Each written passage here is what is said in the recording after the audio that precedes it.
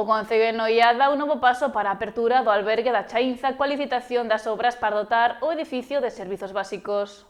O Concello de Noia vén de sacar a licitación a actuación que permitirá dotar de suministros básicos ao albergue da Chaínza, unha intervención imprescindible para que a instalación poida abrir as súas portas.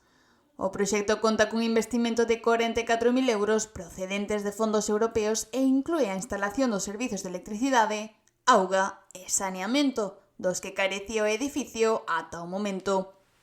Era unha obra que estaba finalizada, pero non estaba dotada de suministros e de saneamento como ten que estar dotado calquer edificio. Non é o único caso, agora novamente descubrimos tamén que no Museo do Mar temos unha situación parecida respecto do suministro eléctrico e, bueno, vamos a intentar subsanar todos estes problemas que nos foron aparecendo. Esta carencia impedía que o albergue puidese entrar en funcionamento, polo que a actuación supón un paso clave para a súa posta en marcha. A previsión do goberno local é que o espazo poida estar operativo de cara á próxima Semana Santa.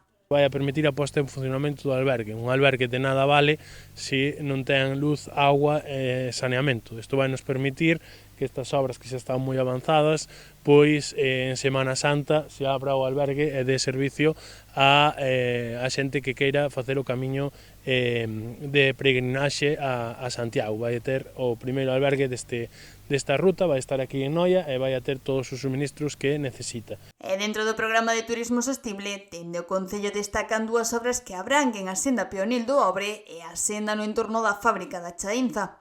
Esta actuación conta cunha inversión de arredor de 170.000 euros e permitirá que os interiores dos núcleos rurais teñan unha mellor conectividade. Estamos a falar dunha inversión de 170.000 euros aproximadamente que vai a permitir que os interiores, digamos que dos núcleos rurais, pois vayan ter un adoquinado e vayan ter unhas pasarelas que van a permitir a conexión máis directa co casco urbano, seguindo un pouco o diseño que xa estaba previsto cando se levaron a cabo hai anos a esta zona da Chaínza. En total estamos falando dunha inversión que se licitou no mes de novembro e de decembro de aproximadamente 220.000 euros que van a actuar directamente nesta zona. O Concello confía en que estas infraestruturas contribúan a impulsar o turismo local e a dinamizar a economía da vila, ampliando os servizos dispoñibles para peregrinos e visitantes que chegan a Noia.